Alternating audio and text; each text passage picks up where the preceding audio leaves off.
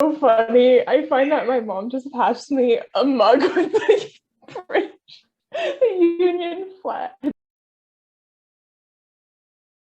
most memorable conversation I've had about Joyce was actually with the interviewer, when she mentioned some of his raunchier letters, and I took it upon myself to go figure out just how raunchy they were. And that was a very memorable impression of James Joyce, because it was completely out of left field, unexpected. And yeah, I feel like after that, I was like, okay, I know who James Joyce is, as much as I did not want to know that. Why is it? I have a question. Like, why was it unexpected? Like, did you have what? I guess like which conceptions of him did you have before that made that sort of thing unexpected? I suppose from, reading like a couple of the short stories from Dubliners, obviously he doesn't explicitly talk about anything like that. And knowing that he was a Catholic before, he sort of, had his breakaway from the Catholic Church, I just wasn't expecting something like that. And I think it's also our conception of any, authors from the past, is that they lead boring lives. I think that's just a stereotype we have of authors now. Mm-hmm. Yeah, just that sitting at their desk. You're just cooped up writing all day. Joyce is like a pretty well-known Irish author of some well-known works that I've like barely skimmed, like Ulysses and the Dubliners. But most of what I know is from the interviewer. So like through those conversations, I've learned about James Joyce's daughter and her legacy, right? Lucia Joyce, but also from the raunchy letters, I've learned about James Joyce as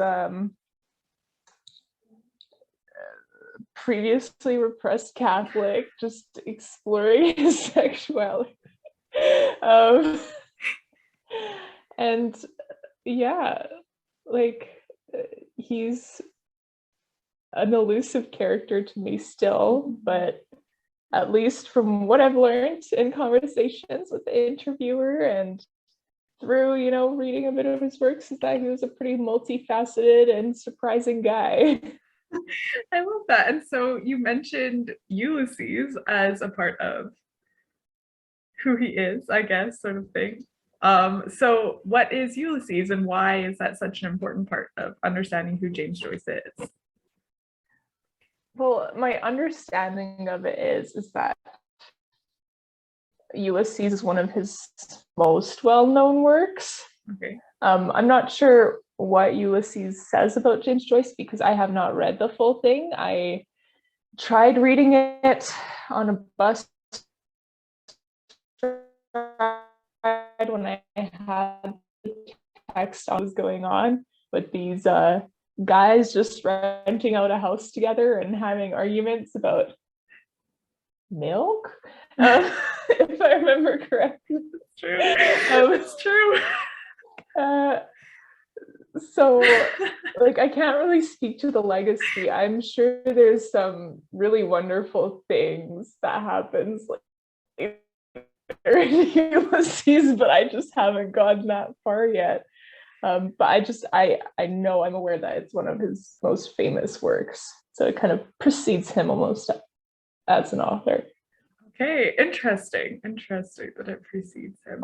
And so then did you have any sort of, like before you tried reading Ulysses a little bit, did you have any like preconceptions of what it might be like, or even just words that people had used to describe it? And did those affect why were you approaching it? What about it and its reputation made you want to try to read it?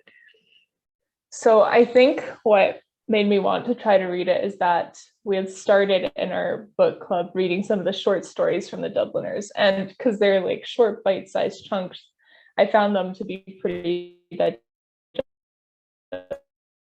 digestible, especially figuring out like the deeper meaning to them. So I think from the Dubliners, I was like, okay, it seems like Ulysses will be doable. And so I started off Ulysses and I was like, wow, this is like one of the short stories, but it just goes on.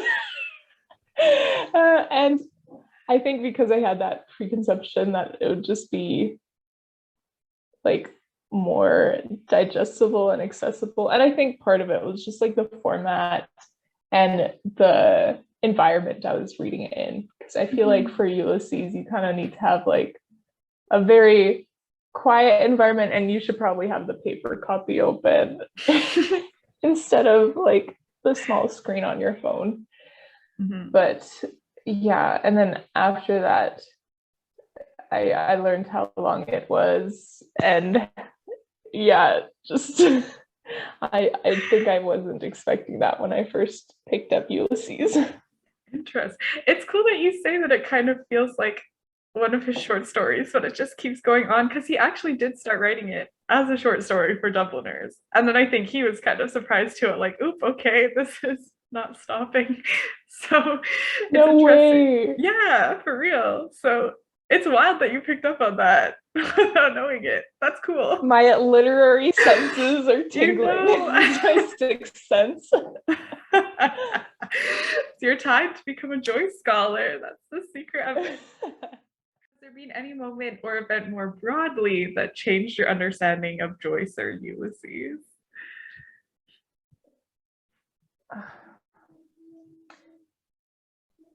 Well, I don't know if I should bring this up.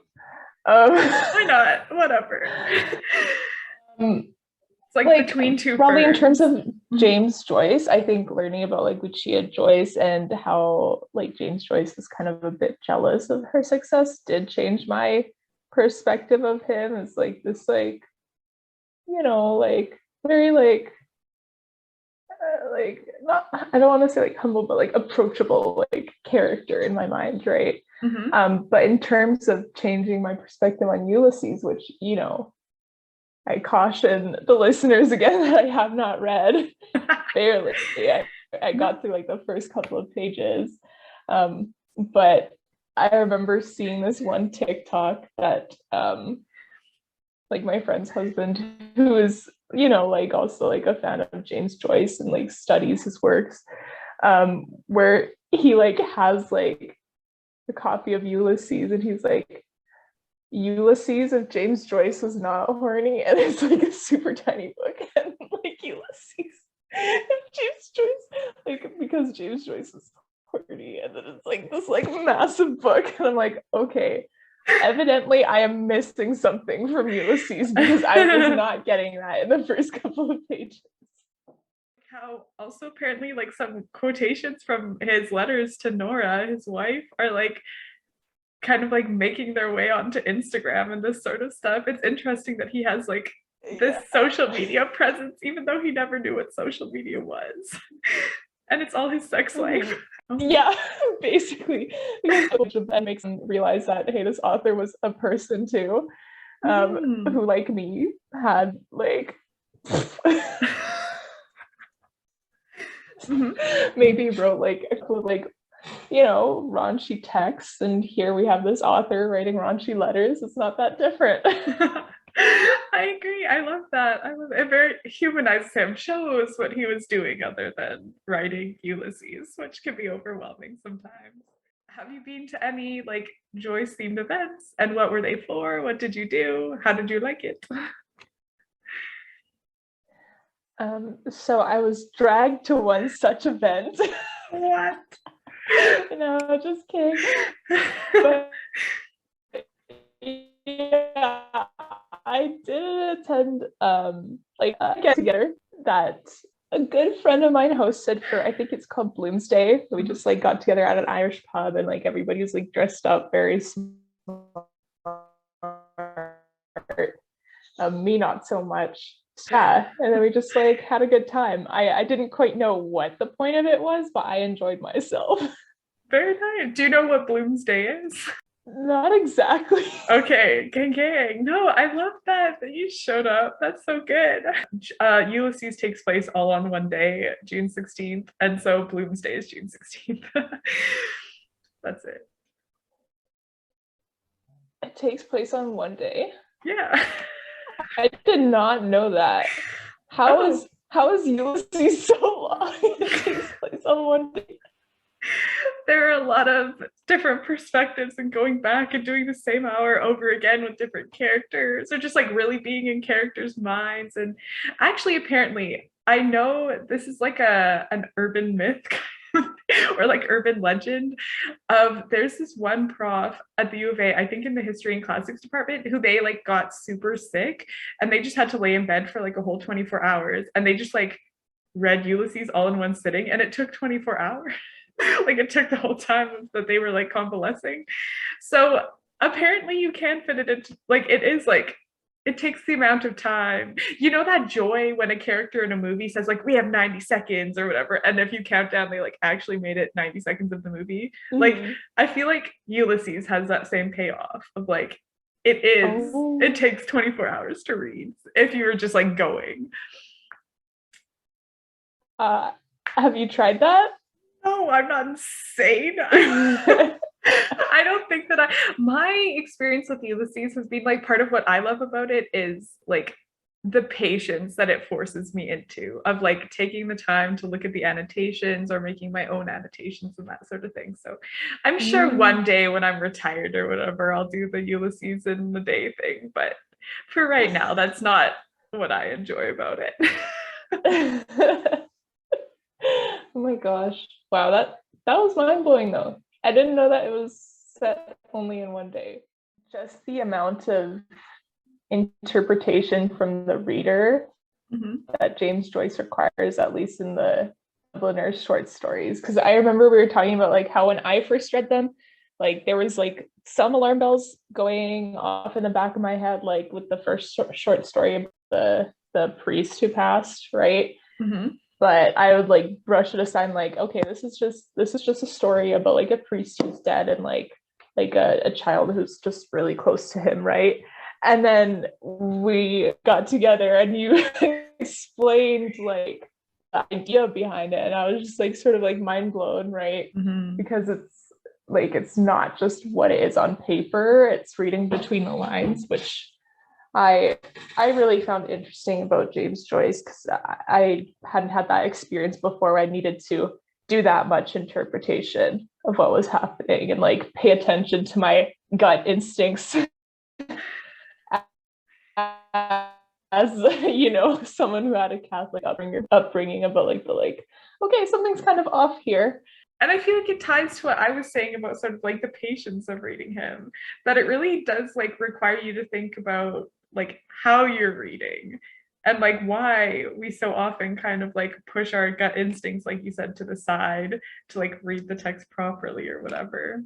But Joyce kind of gives room to be like, no, you're depending on that now.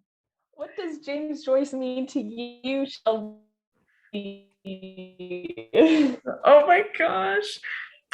Okay, I'm thinking of like how to formulate this.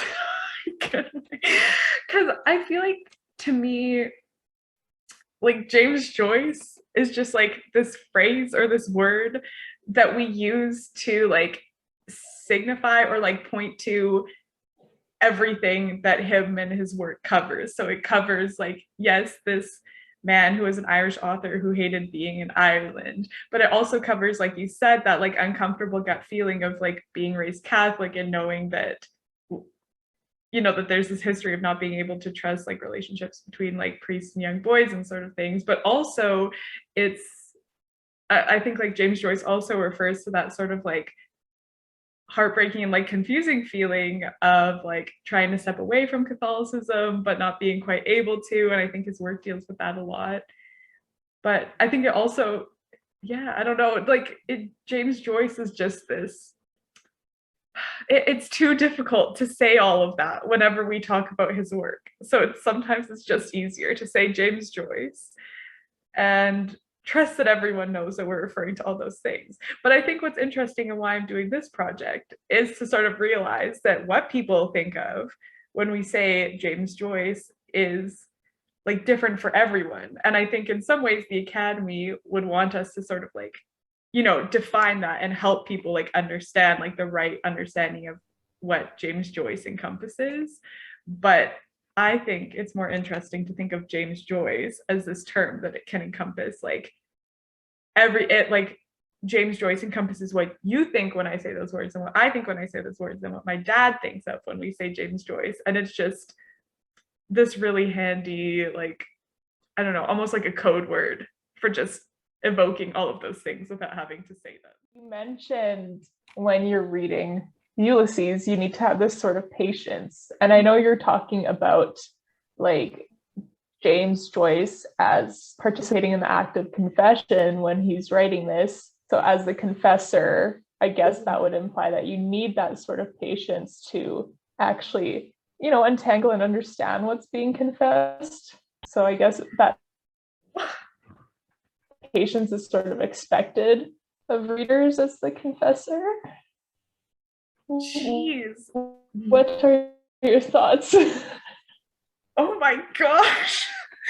No, that's a really good question. And I feel like that really like gets to the heart of, I think, what we mean by the confessional mode in literature, but also like what we mean by like what like a confession in the specifically for Joyce Catholic tradition is that it's sort of this place where we go and we like have an understanding with this other person that we're going to take some of their time, and I think that that's true of all literature really, is it's an author saying, hey, like you're going to spend some of your time reading this book.